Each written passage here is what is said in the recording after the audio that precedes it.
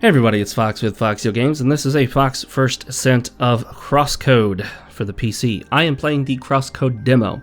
The game is currently available in its early access state, but I have a rule that I do not buy early access games. Yes, I do have a couple early access games in my Steam library. One I bought by mistake, not realizing it was early access. I don't know how I did that. And one or two others were actually gifted to me, which I did play some of because it was gifted. As a general rule, I don't buy early access because we used to do what was called beta testing, play an early access game for free and then tell the developer what we thought.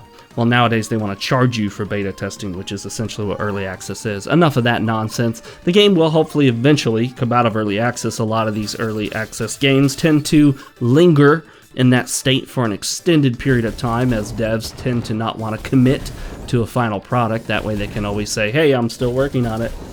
But Crosscode is interesting in that it does, so far, the parts that I played, feel like a complete product. I've seen some other comments on the game itself, and it does appear that once you get further in, it becomes a lot more difficult. And also, apparently, the story is not complete at this time. But again, it's early access, so that's understandable. It's obviously a 2D pixel art game. And in terms of 2D pixel art, it looks pretty great. This part's a little dark, but you'll see a lighter, more bright area later here.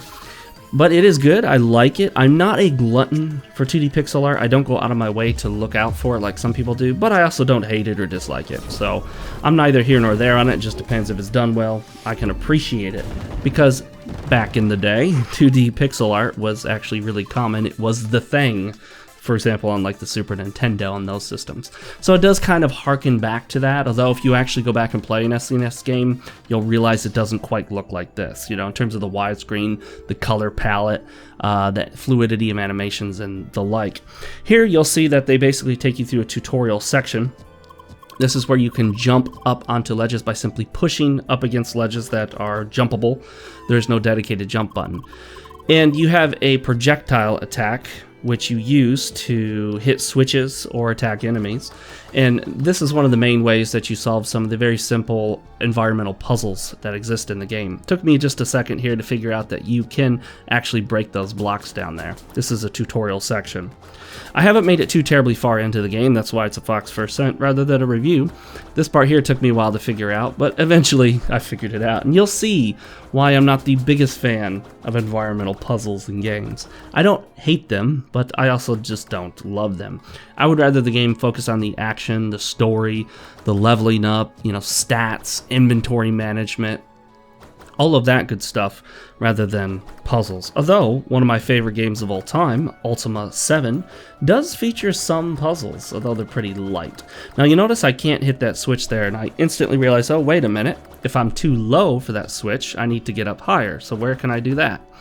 It took me surprisingly way too long to figure it out. I should have, I don't know. I feel dumb looking at this footage in hindsight, but I figured it out, so, you know, don't get too mad at me, guys.